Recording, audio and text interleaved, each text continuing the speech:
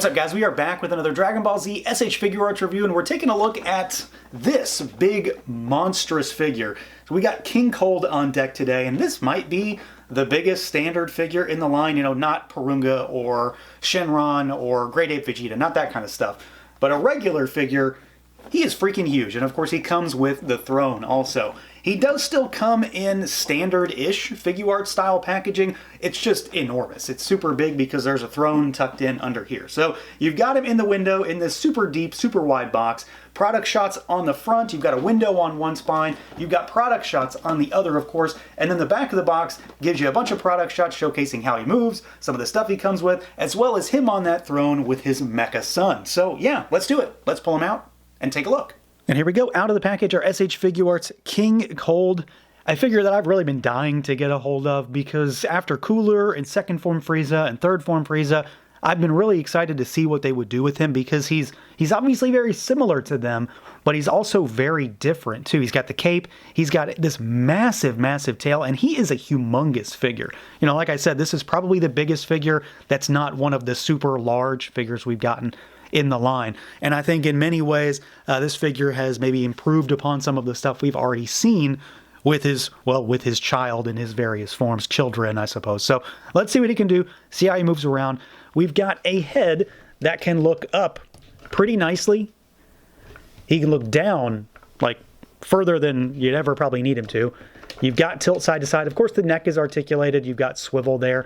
The shoulder pads go up, and I'm actually fairly happy with how these move. Typically, these kind of annoy me because they tend to get in the way, but they don't really get in the way here.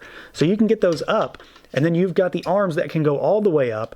You know, the arms still go really far, even when the shoulder pads are fully down, because that's down. They don't really go much further than that. That's down. And you've got your arms with a butterfly joint, which can pull all the way out. The arms are on big, thick, chunky ball pegs, so it's a hinge with a peg that goes into the butterfly joint. It really allows for some great range. You've got swivel there. I will mention that on mine in particular, I had to heat up the right side, your left, just to get it freed up. It moves fine now, but maybe be, you know, cautious. It's really cold right now for me, so maybe that's part of the problem on that one. But the shoulder pads, I think, really nice. The butterfly joint allows for some great crossover. Like, that's really far across that chest. You've got your bicep swivel. You've got double jointed elbows with pretty good range despite his beefy biceps. You've got your ball hinges for the wrists, so all that stuff there. I'm going to stop a minute. We're going to talk about this cape. So the cape is hinged. I would, you know, I'll say at face value, I would have preferred a soft goods wired cape. I do really like the way this looks, though. It's two pieces. This piece goes in, and then this piece here, and this is where your hinge is. But it stays really nicely, and in many ways, you know, it's fairly seamless. It's not perfect, obviously, but it's also slightly dynamic with all those wrinkles.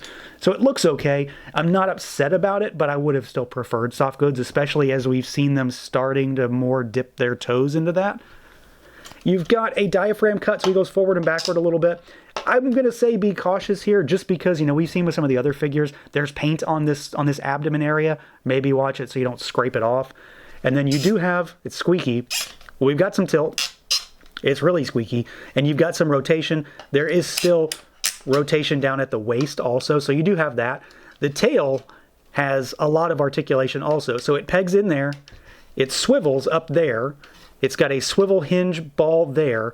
And then you've got another swivel hinge ball there. I will say, for how big it is, it's very easy to pose. It doesn't really get in the way. I was surprised. I honestly thought it would get in the way of the cape, and it's definitely sculpted along with the cape in such a way that it can kind of get itself out, and you don't have to worry about it. He's also fairly well balanced, too. Even with the cape out in front of him, he tends to stand up just fine, even though it is, I mean, it's really, really big. Legs go all the way out. They kick backwards. I mean, you're going to hit something, but they kick backwards. They go out to the side really far also. Not perfect, but they still go pretty far. You've got a twist. You've got double jointed knees, which have pretty solid range on them as well. And then we've got our hinge, and this is the one area that I'd say is probably a problem. Rocker's okay, but the hinge only goes backward, so that doesn't really go forward. I believe we've seen this with some of the other figures like this just because of how they're sculpted and how they're put together and the design idea here. There's no clearance for the ankle to actually come up and hinge, but there is some backwards, so it's okay. You know, I'll take that. If one area on this figure bugs me, it's going to be that, but considering everything else that could be a problem on a figure with so much stuff and so much size, I think I'll take it. He is really, really mobile for a figure this big. I'm incredibly happy with how much range he has, despite the fact that he doesn't really do a whole hell of a lot in the show. You will be able to get him to do more than he ever did on screen with this figure.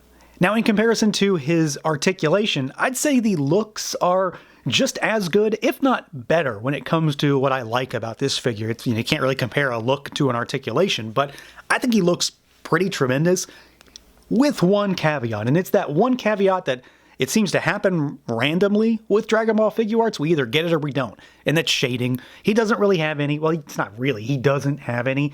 I don't know that it truly matters. Typically, it doesn't bother me personally. Your mileage may vary, obviously. That's a personal thing. Some figures, I think, need it more than others. I think he could have used it for sure, but I don't think it really detracts from the figure. I think he looks great as is. He is, of course, massive. He's huge.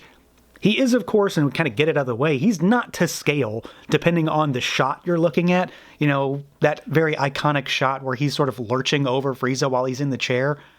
He's not that big. And that shot always looked really weird. It makes him seem enormous compared to Frieza. He is big, he's not that big. He'd have to be just prohibitively large to do that. But I think this is a happy medium here. You know, he's got some bulk. He's not the tallest thing on your shelf, I'm sure, but he's got some width and he's got some thickness to him. He's very big and beefy. And of course, I'll do size comparisons I'm going to do size comparisons to everything Frieza. I think everything Frieza, so we can get an idea of how he looks with the boys. But I'm really happy with King Cold at face value. He's really big. He's got these big tree trunk legs. He's got big monster arms, but he's got a kind of tight torso. He's not super big, but then he's got these monster shoulders with the shoulder pads that have the cape running over top. And again, I really, really love the way these work. They're functionally really nice while also looking really good. He's got nice hits of gold metallic on there for like the clasps on the shoulders. You do, of course, have the massive cape, which, you know, again, soft goods would be better, and I know they're starting to get further and further into that. And would I like to have that? Absolutely, because I think it would make him even cooler. No pun intended here. But I think this works. Like, it's not bad, and it holds itself up so well. And this is, you know, for me, this is probably all I would do with it anyway, is have it kind of billowing back.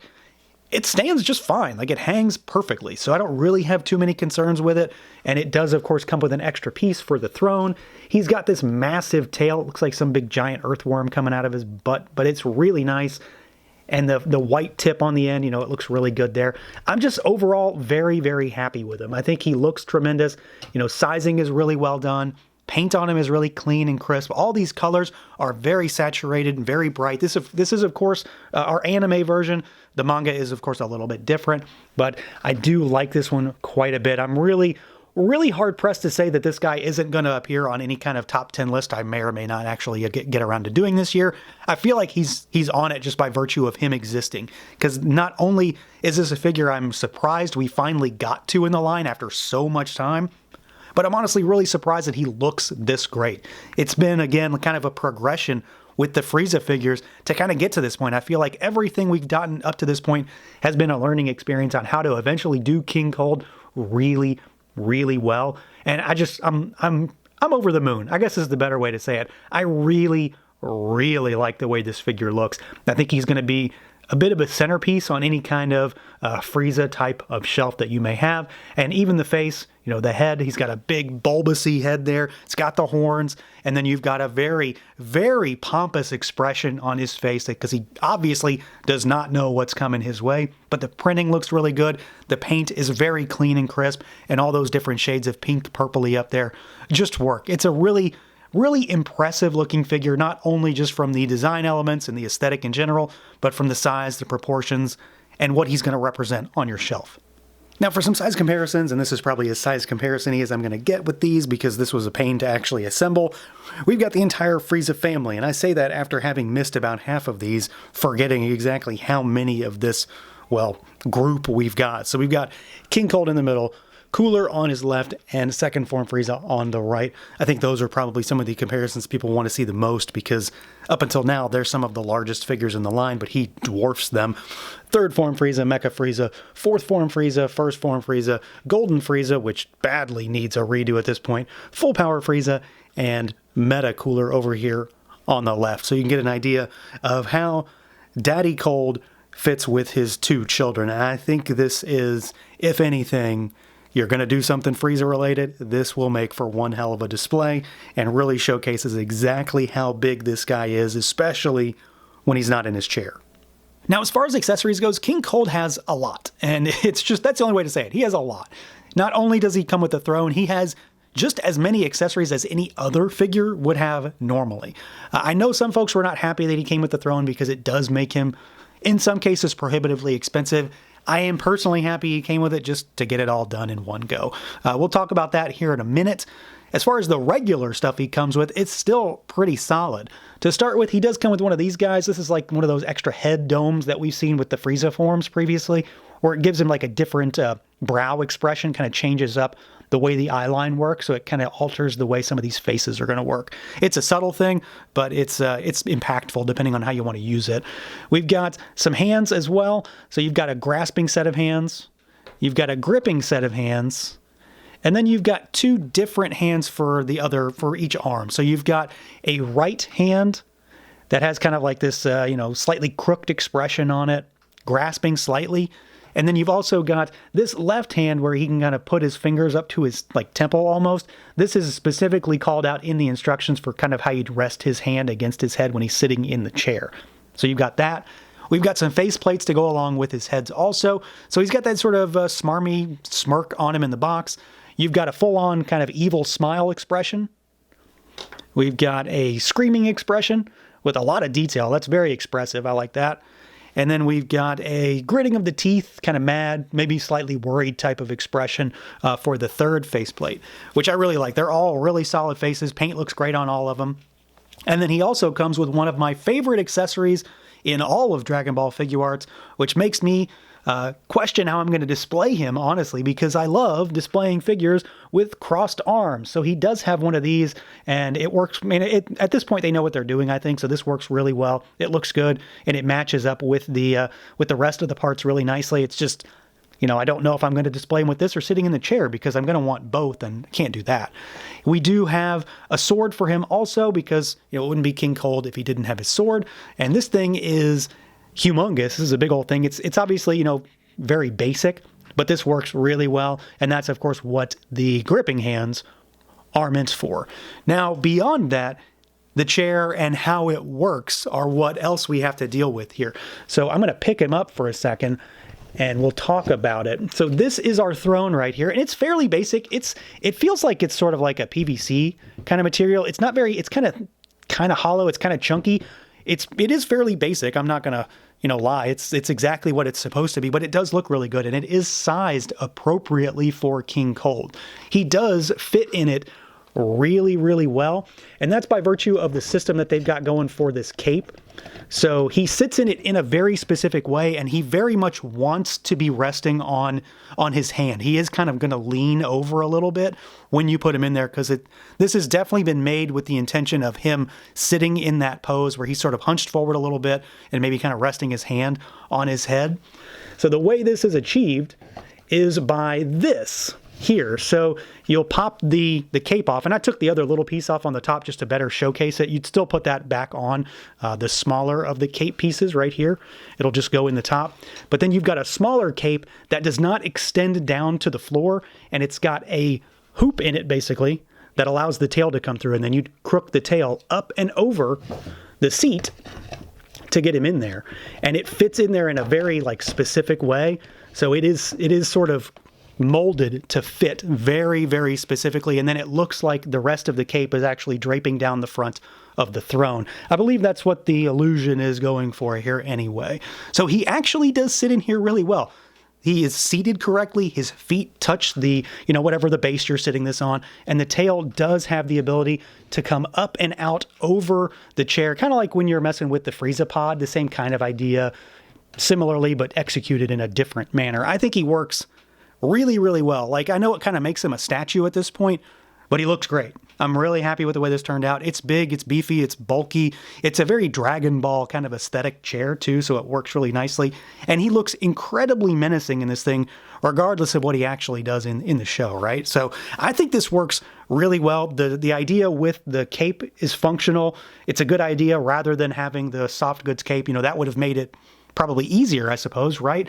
But for them going this route, I think this works well. It's done correctly, and it does sell the idea of the cape kind of flowing underneath him down to the floor based on this red right there. So it looks great. I'm really happy with it. The throne works really well on its own. You can certainly put other bigger figures in it, right? And then he does come with essentially everything I can think he would need, even if he didn't come with his throne. So yeah, overall, this is, and there's no other way to say it, this is an absolute winner of a figure. I love him. From top to bottom, except for maybe those ankles, I love this figure. I think he is tremendous. He has an incredible shelf presence. He probably could have used some shading on the body. You know, I won't dispute that. I do miss that from time to time on figures like this.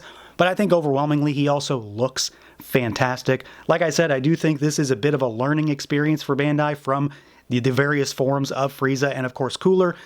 Definitely seems like a lot of things they learned went into this figure because he just moves so well. He's got great size, he looks fantastic, and he comes with solid accessories. You know, it's obviously a more expensive set because you have the throne and because it was a P Bandai release, but I like the idea of being able to get it all in one go and have him plop down on that throne and also sit accordingly with the right accessories to be able to make it work. I'm really happy with the way he turned out, and I'm so excited to put him on the shelf with all the versions of Frieza and Cooler. So that's going to do it for this look at the SH Figuarts Dragon Ball Z King Cold. Let me know what you guys think. Feel free to like, comment, subscribe, and share, and until next time.